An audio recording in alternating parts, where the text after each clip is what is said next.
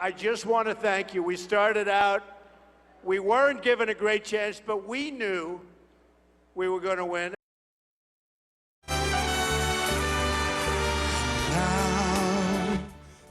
Donald Trump says he did it his way.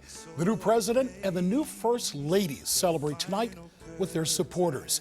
President Donald Trump spends the first evening in the White House tonight as Commander-in-Chief. Good evening. I'm Mike Jackson. And I'm Ellie Merritt. Trump was sworn in today as the 45th President of the United States. And tonight they are celebrating and making the rounds at the inaugural balls. But today's inauguration saw violent protests in the nation's capital as well. More than 200 protesters were arrested as storefront windows were shattered and police dodged bricks and other objects launched at them. Law enforcement officials in Washington promised protesters that cross the line this weekend will be dealt with. We respect the rights of people to gather and to protest peacefully in Washington, D.C., but we will not tolerate violence and vandalism and the destruction of our neighborhoods.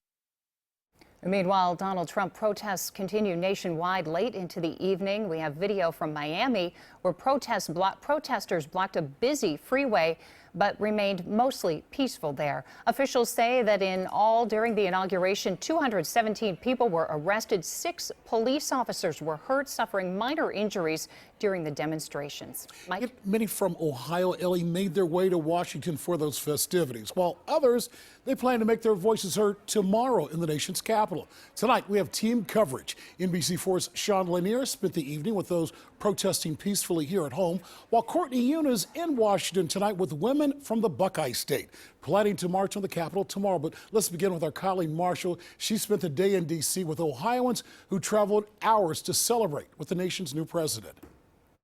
Bars and restaurants are crowded all around the city. Parties and balls are underway as they begin the celebration of what's sure to be known as the Donald Trump years. With all the pomp and circumstance that can go with a new presidency, the inaugural parade ushered in a new era in Washington. But what will the Trump years bring? It's a divisive time. Dozens of Democrats boycotted the inauguration. Now, Central Ohio Republican Congressman Pat Tiberi wants the new president to focus on unity. And then you have to govern that way, too, and that's really, really important. And it's incumbent on the opposition, too, to give him a chance. Trump supporters are already devoted to him. Carrie Courtwright wept as Trump took the oath of office. I love the fact that we're promoting individuality in your desires to be great at whatever you would like to be at. And I felt that excellence was deprived of being pursued. And now it seems like there's a lift of stress that we can actually go out and do something amazing, and the next person could do something amazing, and we're encouraging each other to do our own thing. And sometimes doing your own thing involves freedom of speech. When they come attacking migrant people. While some protests were violent, the demonstrators we saw were passionate but peaceful.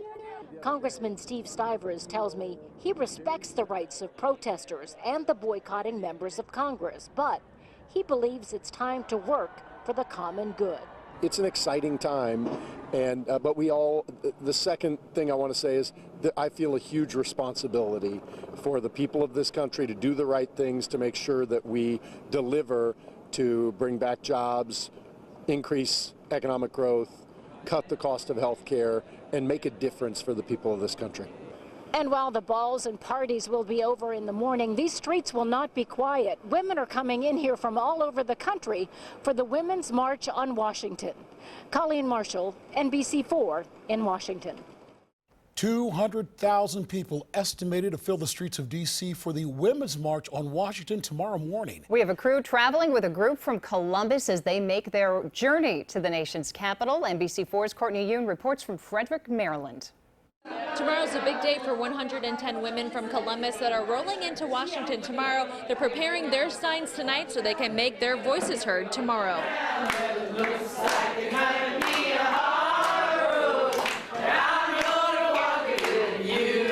After a 6-hour-long trek from Columbus to Frederick, Maryland, these women got right to work getting prepared for tomorrow morning. Tommy Rad says she's unwilling to allow the gains women have made over her lifetime to be reversed. She says she's ready to march for equality.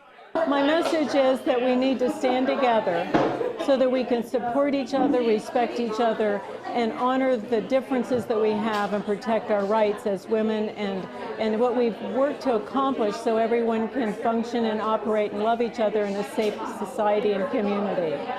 The march begins at 10 a.m. tomorrow. We'll be there bringing you the latest from Washington, D.C. In Frederick, Maryland, Courtney Yoon, NBC4.